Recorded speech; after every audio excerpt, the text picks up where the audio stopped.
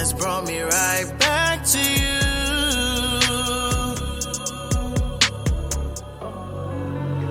New life is running through my veins.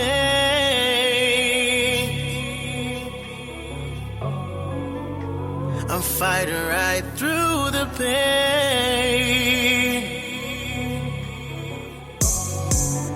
Every blemish and every stain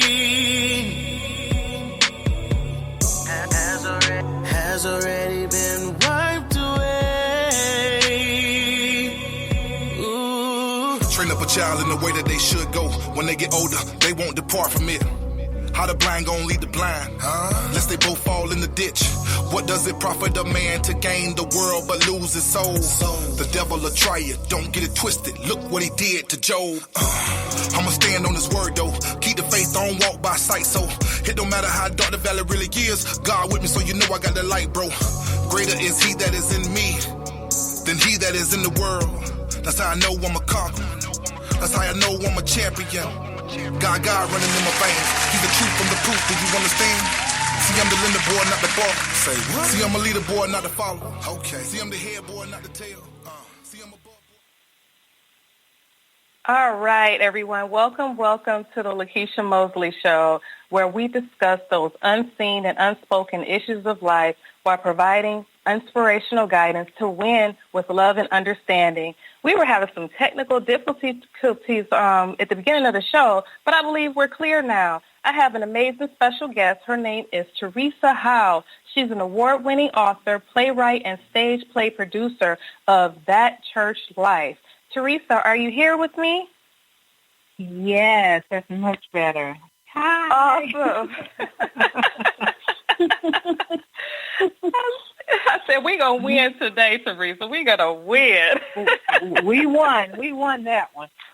That's right. You know, I believe it's probably because this particular segment is going to be so powerful.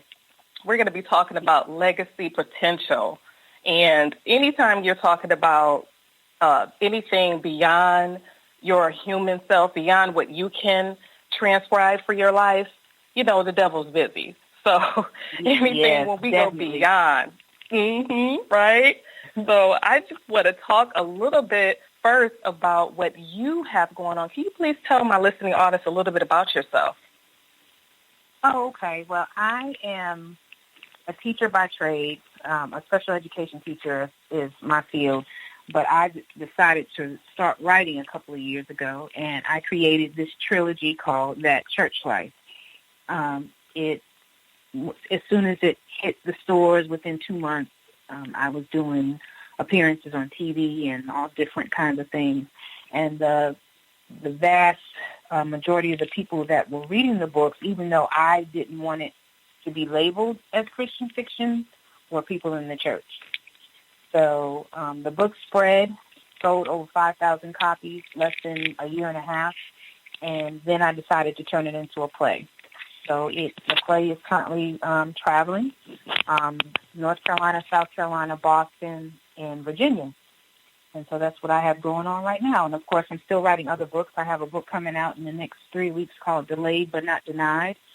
And then I have a part 4 to That Church Life that will be out this summer. So that's what I'm doing. Wow, that is truly amazing. And I want to go a little deeper into what you just said because, you know, most of, you know, your audience may have came on to the scene where you were a playwright, you know, and you were author. But I want to talk about before it all happened. You know, what was your goal in life? You know, you said you were a teacher by trade, which is totally amazing. But what was your goal in life? Really, you know, was your goal to be more than a teacher? You know, was your goal to be anything other than this? My goal was never to be a teacher. When I graduated high school, I could sing, so I thought I was going to be a backup dancer for Janet Jackson. I never thought anything else. I never thought about anything else but going to California and doing an audition. But God made it so that I had some experiences in the job market learned how to maneuver businesses and things of that nature. So I decided to go back to college. And I went back at a late age, didn't stop, got 4 degrees later, and then I decided, okay, well, maybe education would be the field that I kind of stay in. So I was way up in age and already had a family before I went into education. So I really didn't plan my life. I really didn't have any plans. I just kind of went with the flow. And it just so happened that teaching became my passion, and then secondary was writing. Wow, that's truly amazing. You know, I can relate to your story because, you know, we start out in life, you know, just to be whatever we can see in front of us, right?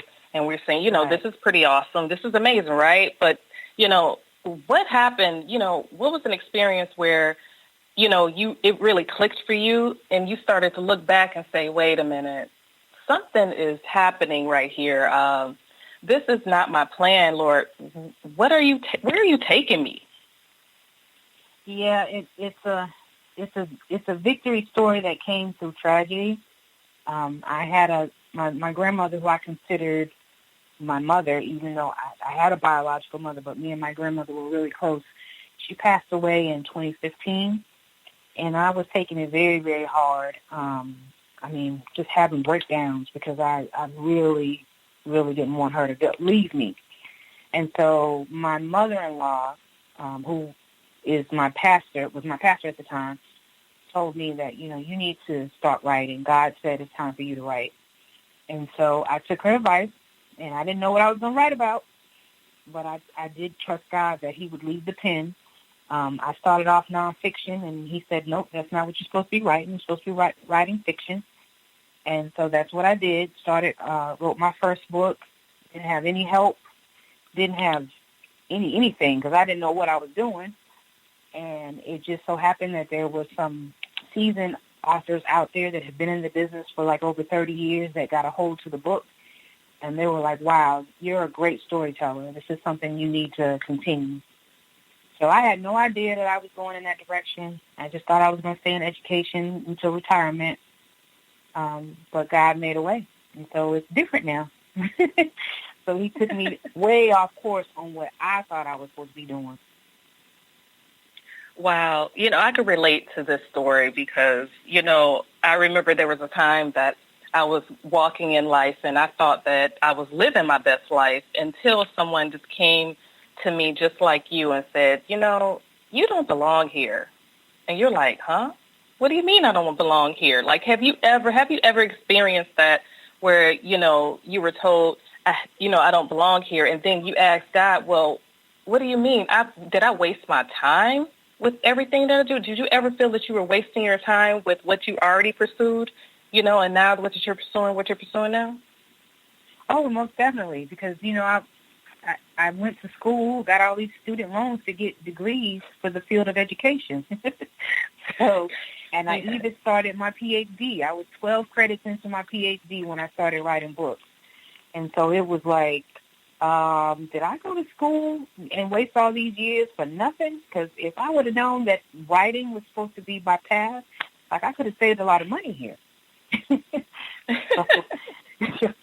So yeah, it was one of those, oh my goodness moments because I had no idea that that's what I was supposed to be doing. And I did feel that I wasted my time. I spent, you know, over 6 to 7 years trying to finish school.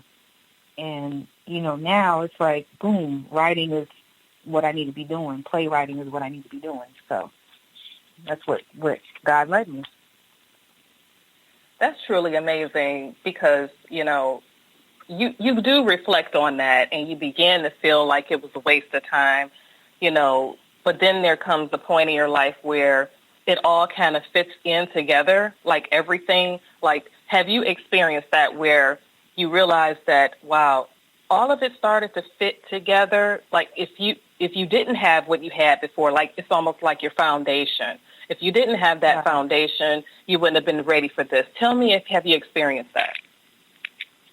Well, yeah, because like in college, you have to write a thesis. You have to, you know, there's always writing.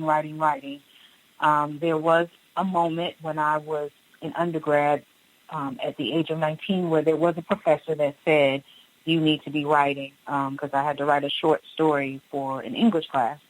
And so even back then, somebody saw my potential, but I didn't see my potential. So it wasn't until later on in life I said, okay, writing is it, but I don't think my writing would be at the level that it is if I didn't go to school and get an education and learn the techniques of writing. So I think it all does kind of mesh together in a crazy kind of way, because now I'm an educator teaching other students how to write. So. Wow, that's amazing. It's almost like you have multiple trades. You have multiple gifts that unfolded for you, as you went through your life. So it seemed like, it was a waste of time at first, right? But then you realize, okay, it's not a waste of time because all of it has value. And if I didn't have this wouldn't make sense. It's almost like the pieces of the puzzle, right? So right. Isn't that amazing just how life is? You begin to see how things unfold later. You begin to value that time. Tell me about your family. Like, are they connected and are they connecting with this, like with your life evolving this way? Are they seeing this? Are they ones that say, you know what, I've seen this in you? Or are they ones that says, wow, I don't understand everything, but I know this is what God has for you? Like, have you ever felt that, or experienced anything like that? Yeah, my family had the wow moment because they see me as, I'm always cracking jokes and being silly around family. So they don't see me as a serious writer or playwright. They don't look at me in that light. So it didn't really start shining on them until I did the first play where we had a sold-out show. And that's when my family kind of looked at, even though it had been on TV and all this other stuff and been in, article in the Huffington Post, which was huge for a writer, it was still, I was still little Teresa to them. And it wasn't until this play that they were like, wow, she has some potential. And, the next thing I know, they're like, you're really anointed to do what you're doing.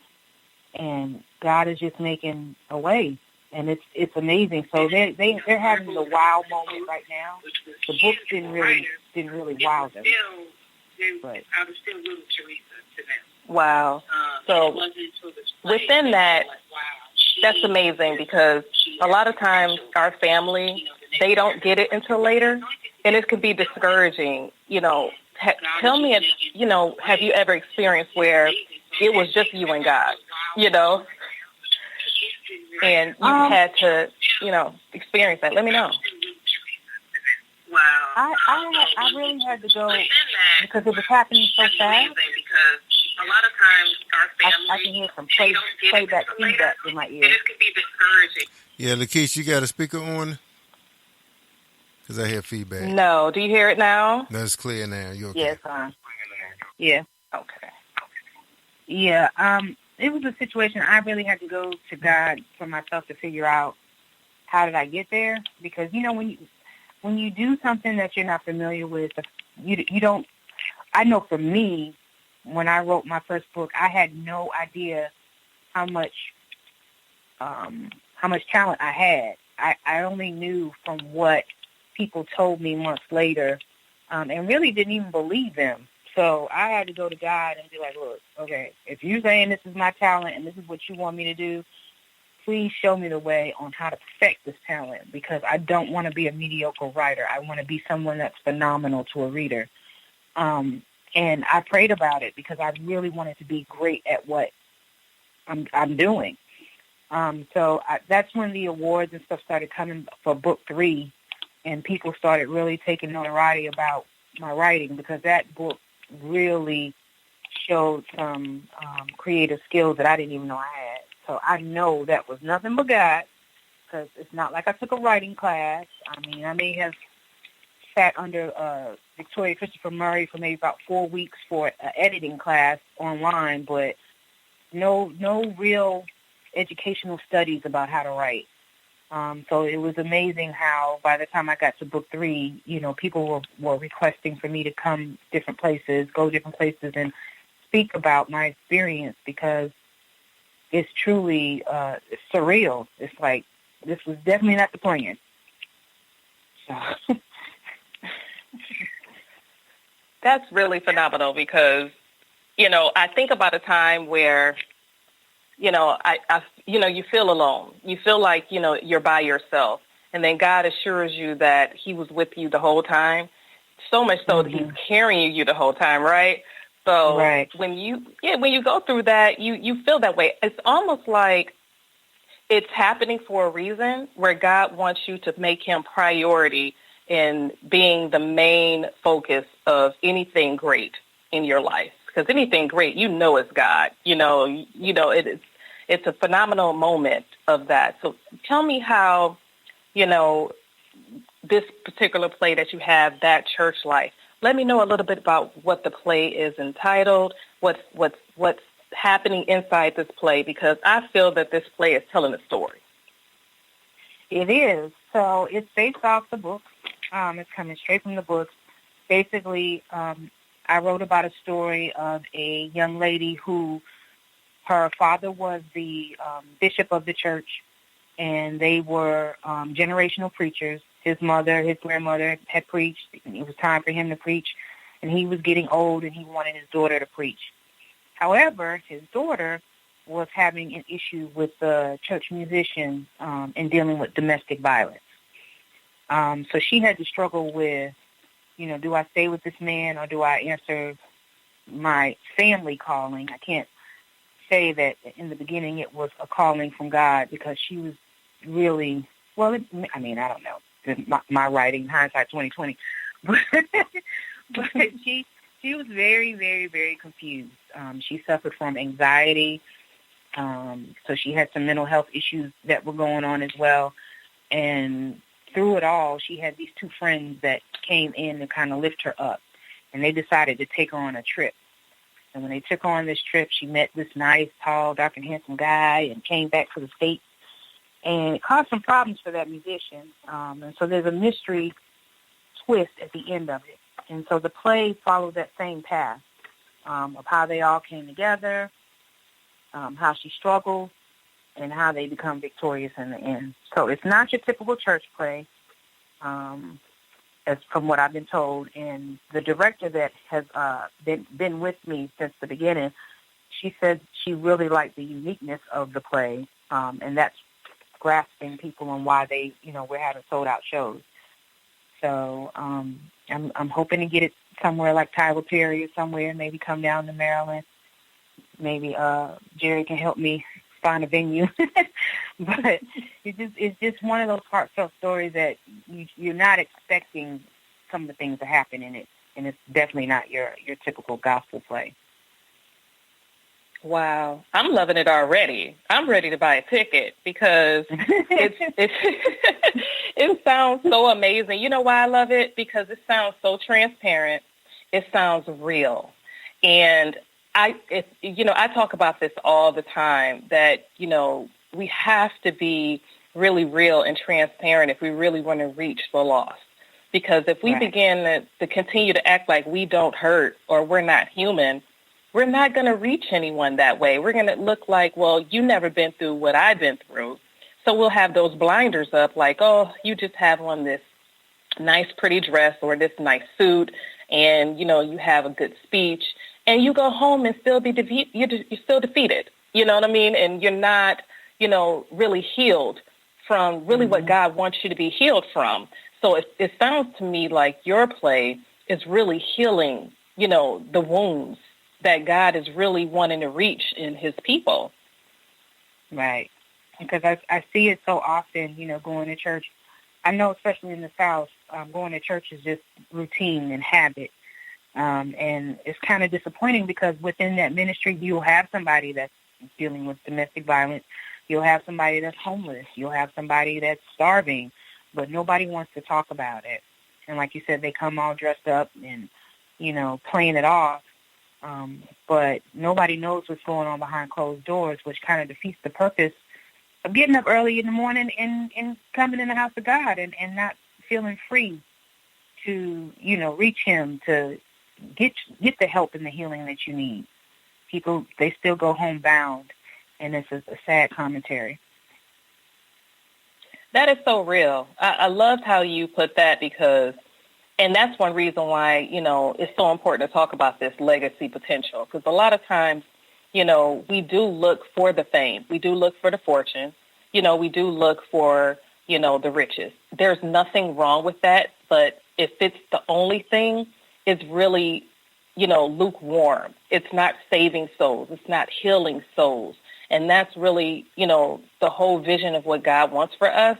And when we are not transparent, right, if we're not open, we can't reach anyone if we're not able to, let them know that we bleed too. Right. And that's the biggest problem. Nobody wants to reveal that they bleed too. So back in the day, you would hear, grandmothers talk about testimony service and, everybody would go home with a good feeling. But nowadays, everybody wants to keep everything to themselves and not really want to talk about their pain. Yes, I remember testimony services. We do not have anything like that anymore. Like those services were awesome. You felt our grandparents really tell their story, and we just had a model in order to just be open to God. But now, church has gotten a little, away from that. What I would say, church has not been really rooted in wanting to get, people free from what they're bonded by. Because, church is a hospital.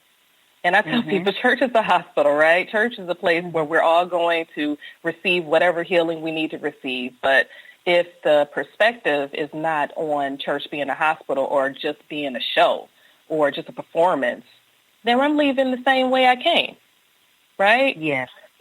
And there are a lot of people leaving the same way they came, and they go back home broken, and they go back home feeling suicidal, and they feel they can't talk to their pastors, and because their pastors don't understand them. But in this day and age, with all this mental health going on, you would think that a lot of these churches would move with the time, and they would. I mean, if I was a pastor, this is just me speaking hypothetically, not that I'm gifted to be anything like that, but if I was a pastor, I might have a social worker on hand or, a counselor, because some of these issues that people are going through now, some of these pastors are not even licensed to talk about it. So, it will be nice to make sure that they're healed in every way. I know in the educational system, when I've worked at a rough school before where there was so much brokenness with these kids, even starting at the age of 5. We had social workers on deck. We had counselors on deck. We had moments where we could bring in food because we knew some of the families didn't eat. They didn't have any food in their homes. And I wish churches would have that type of same perspective of how to get to people in this day and age on how it works. Because it's a lot of broken people walking around here not saying nothing. That is so phenomenal that you put it that way. And I want to expound on that because would you say that, the sermon should really be towards that perspective? Meaning, I know we're talking about,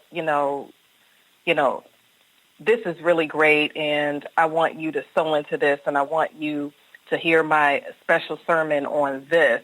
But, it's, instead of just talking about that, let's talk about, this drug addiction that's happening over here. Or let's talk about this depression or this anxiety that's happening over here. Like this is the deep, dark, and ugly that it really goes on in the church. That's kind of like that elephant in the room no one wants to touch, and everybody knows it's there. Tell me about that. Like, how do you feel about that as far as how the church should talk about that? I noticed they shy away from it. It might be part of the topic, but most of the time it's about people who have already been delivered from it and not people who are going through it right now.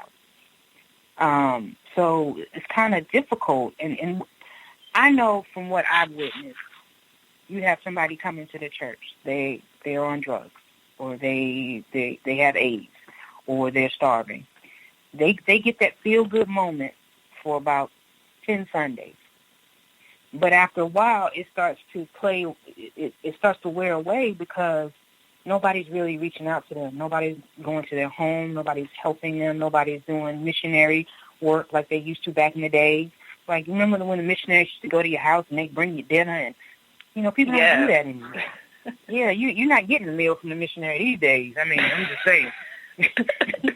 So, everybody's on a budget. But it's one of those things where the social aspect that used to come along with church, or making sure if you don't see Sister So-and-so in 2 weeks, you pick up the phone and you call her and you make sure that she's doing okay. For all you know, Sister So-and-so could have been hospitalized. So many different things could happen to a person from week to week, from Sunday to Sunday. And it's just a phone call away of just checking on them to see how they're doing, or going by their house and helping them out. Sister So-and-so might be up in age and can't clean her house. She just needs a little push. But churches have strayed away from that. And I saw it firsthand because, my mom, she passed away in 2016. She had brain cancer. And it was like as soon as she stopped going to church, paying them tithes, we barely saw any church members come and see her. And I was distraught because I'm like, wow, you giving all this money every month and still giving it in your sick bed, and nobody can come and see you? So, I was feeling some kind of way because she was really looking for somebody to come and spend some time with her. So it's a sad situation on where churches are now. It's more like a business than a healing station. Not to say all of them, because you'll have some people calling, well, why is she talking about all the churches? No, not all of them. I'm just telling about my experience and some of the things that I've seen, which I wish that we would all have the same mindset when it comes to dealing with people in church. That is so real. And it's not that we're stepping on toes, and that is totally not our goal in this segment, but it's really an eye-opener on what's happening in our experiences, right, with church.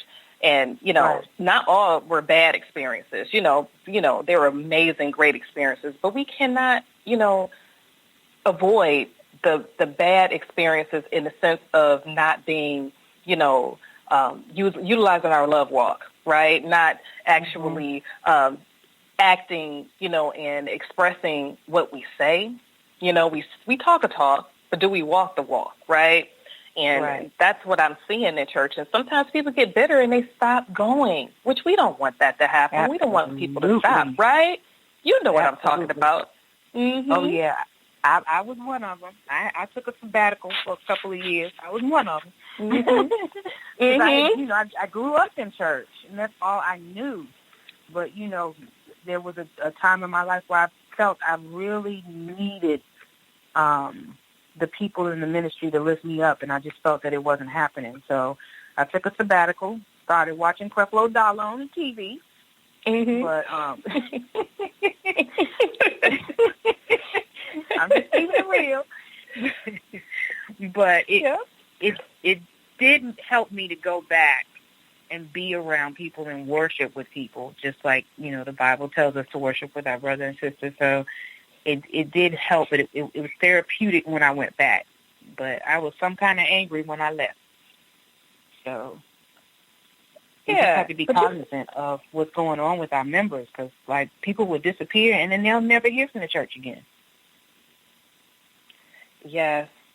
That is so amazing that you say that. We had a segment where we talked about church hurt, and we talked about, how members will leave and, with the pastors, and I was actually speaking to one of the pastors, and, I said, when did you really find out, or did you ever find out that those church members, left, and how did you feel about that? Because a lot of times you don't realize that if you're in a position of leadership in the church, you don't know when your members are leaving.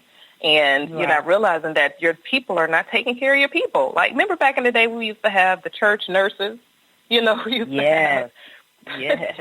Yeah, I remember that. And now, you began to, understand why they had those things, but you do, the new church, it's gotten away from that. And I understand their purpose of having, their platform, with their own missions and their own goals. But at the same time, we cannot ever get away from the love walk. We cannot get away from the reason why we're in church, because it is a hospital. It is a place where we go, not judging others, right? And not, feeling that way, right? Right. You're right. You are right. Yeah. But that's how the book, That Church Life, came about. It came from a place of hurt, and I wanted to explain to people how someone in church can be hurting and no one does anything about it. Now, and of course it's fictional. She did have a victory walk in the end. She was uplifted, but unfortunately it doesn't always work that way for everyone. I have friends that say they'll never go back to church again. Haven't been going about over 20 years. And that's sad to hear that. But it's real. Yes, it is true. I have the same story. I have friends that have left the church, and they love what they received in the church, but because of the experiences they've had with people, they're said, I'm not willing to do that anymore, and it wasn't worth it. And that's what I love about your ministry and your play, is that you're getting our loved ones and the people that have turned away from the church to take a second look and say, maybe, they didn't understand. Because a lot of times people didn't understand what you're going through. They were going through their own things, and they don't realize they're hurting people, right? They don't realize that, the things that's happening, that they're, they're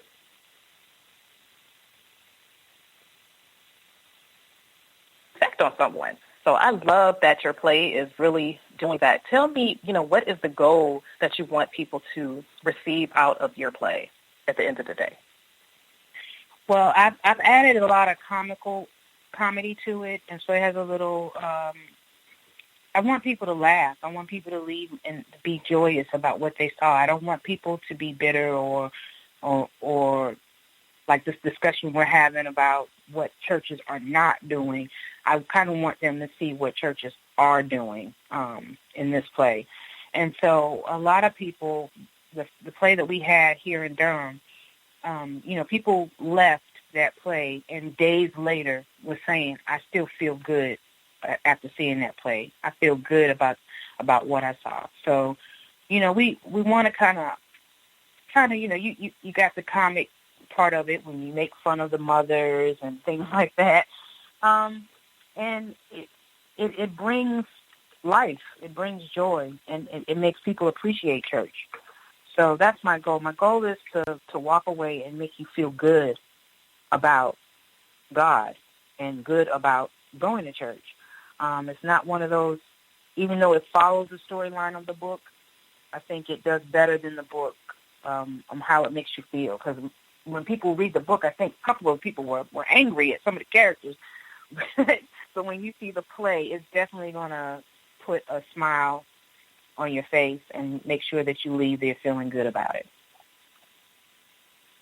That's really amazing. I love that you had the end of your storyline. Your end goal was for someone to feel happy, to feel, loved, to feel, inspired to win, because really that is how it is. A lot of times everyone wants to talk about the issue, but if you continue to talk about the issue, all you have is the issue. You don't have a solution, right? Right. So it's just, that's how it feels, when you, began to strategically think about what do you want to receive at the end of this play. And I feel like everyone's receiving that when it comes to your plays. That's why it's so prosperous. That's why it's winning so well. And I believe you're going to have way more success than you're having right now. You're changing lives. And when you're changing lives, everyone wants to be a part of that. And I really see that just in a lot of believers now. They're steering away from the old way of doing things, and they're really embarking on reaching souls and what they are dealing with and reaching it in a prosperous, happy place, because that's where God lives. God lives in a happy place, you know? Yeah.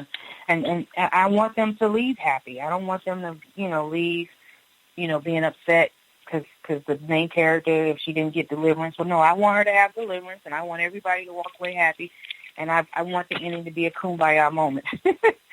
So, it was definitely that, and I want it to be, a feel-good environment. I had a lot of vendors. I wanted it to be festive. I had a nice chef that has a catering business here that sold some really good food here. So it was kind of like a festival more than just a play. And people left feeling really great about it. So I was proud. I was actually shocked that I pulled it off. But, yeah, that's what I want. That's totally amazing. You can tell God, I know you can see it now, but you can see just how God was carrying you the whole time. And he was seeing what was in you before you could see what was in you.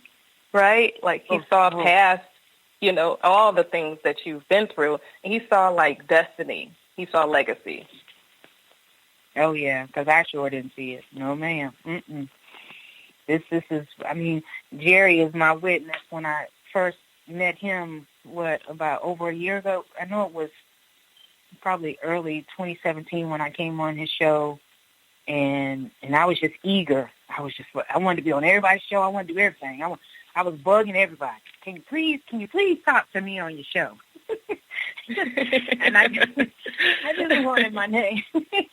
I just wanted my name to stretch to the masses. And then when my name got out there, I started getting afraid. I was like, "Ooh, wait a minute, this is scary." I thought this is what I wanted, but So, but it was one of those situations that it happened so fast that it was hard to inhale and exhale correctly because I just couldn't believe how fast God worked. But that's how he does. He amazes us every single time. When we think one thing, he does total opposite. So that is very true. It's I think back on just my life and how you want to be a success. You want to be prosperous in the different areas that you're gifted at, and then when it starts to happen, you say, "Whoa, okay, God, I didn't know that you believe this in me." Am I ready? Yeah. Because you say things like I always joke. I've been joking since the first book came out, and I keep saying, I'm going to meet Tyler Perry, and I'm going to get to Oprah, and I'm going to meet this person. And it's like when you start really going down a road to where you can actually be in the same vicinity of these people, it's like, okay, wait a minute, God, I was just kidding. I thought I wanted to see. It's like you start getting afraid the closer you get to certain things because you really, even though you said it, you might not have been that confident that it could actually happen. But I guess the difference between me and most people, my faith is it's like crazy. Like I've gone in situations where I've had absolutely not one red cent, and I said, "Okay, God, you got to make this happen." The play is a perfect example because I didn't have a set, I didn't have actors, I just had a dream. And when it all came together, it was like piece by piece, and it was easy. It was an easy setup, and it was like, wow, okay, this is definitely God because I'm not really struggling. It's not a struggle to put this together. So, it's just awesome how things have come together, and He's allowed me to do this because, look, I was just joking when I said I wanted to do these things. I didn't know. I didn't know it was going to happen for real. So here we are. Exactly. And it's not over, right? It's just beginning. Can you feel that? Yeah, it's just beginning. And, yeah, it is what it is. That is totally phenomenal. This is the perfect example of legacy, what you're saying to me right now. And just how it's built, where, you started here, but then it's like God showed you something else that you felt like, okay, wait a minute, I didn't know if this was really going to happen. I was just playing. And God's like, no, I'm not playing. Exactly. Like, I'm not playing, my child. You putting stuff out in the air and then you don't want to do it. What you talking about? He enlarged our territory, right? And we're like, wow, you really doing it, huh? Exactly. Gotta watch what you say, because it will come to pass. Exactly. But then when you think about it, it's within us to be enlarged. When we think about who our God is and what he created us to be, he created us to be great. He created us to be, uplifted. He created us to be more than what we can ask or think. And it blows our mind just how big God is. God says, you haven't even seen an ounce, a fraction of what I'm going to do in your life. And I just feel that for you. I feel that for you. Oh my gosh. Please, at this time, I have so much I want to say. We can continue on. It's just, this is so amazing. I would love to have you back again, letting us know about your next play and your next book. And please telling us, our audience a little bit more about you. Please let us know how we can stay in contact with you. Okay, so all my social handles are author Teresa B. That's on Twitter, Facebook, and Instagram. You can find me, author Teresa B. I do have a Facebook page, Teresa B. Howell, but I'm already to my limit of friends, so just follow me on author Teresa B. My books are wherever books are sold, Amazon, Barnes & Noble, anywhere where you can find a book, you can find my book. So, and my website, if you want to join my mailing list, is www.teresabhowell.com. Amazing. Well, I'm definitely looking forward for you to come back and let us know about those updates, when it's happening, so we can definitely support them.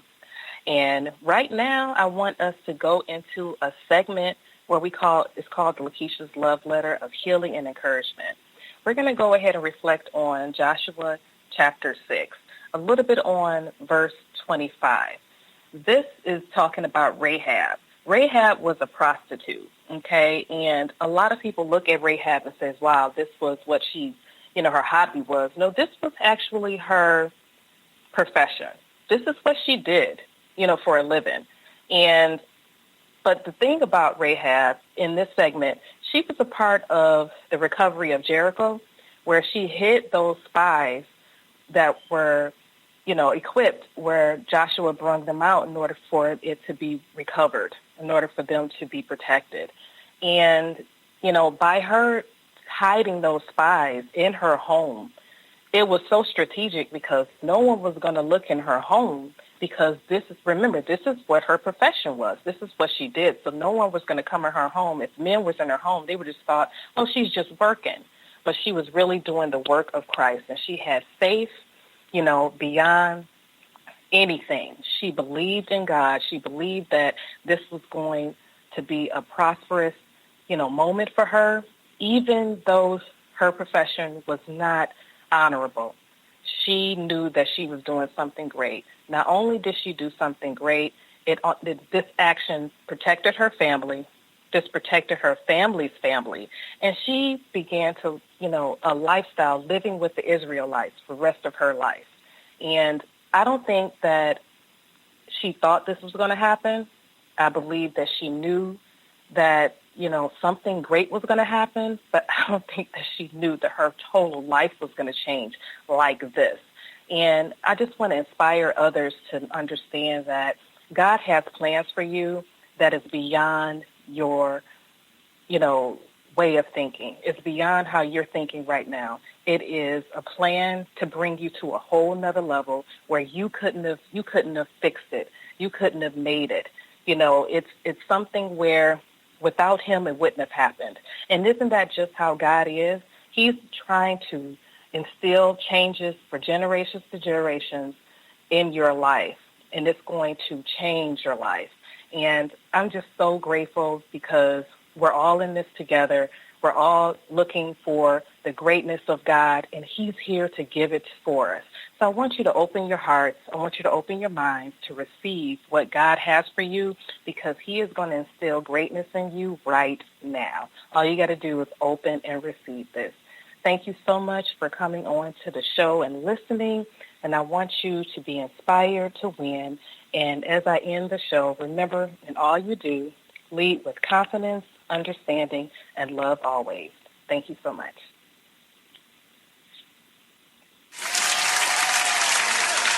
You're listening to Girls Live Worldwide Podcast.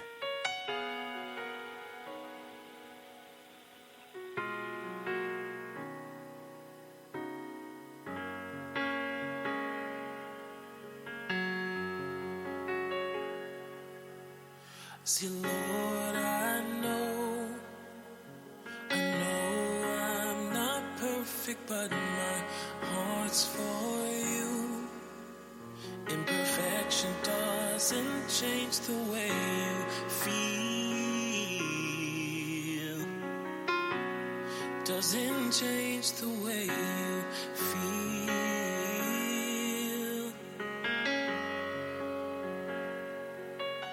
I was born of man. Can't help that I was born into this world of sin. But now I'm here and I want to live for you and only you. I won't let this world change my view.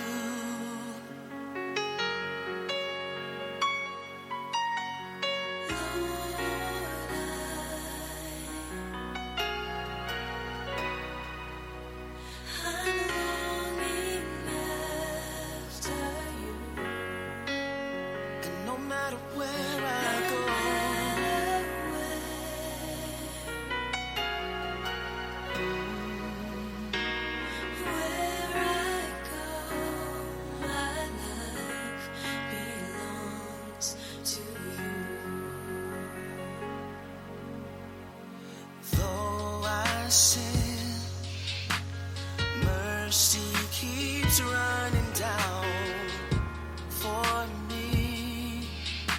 I thank Jesus for what he did on Calvary. Yes, I was blind, but now I see.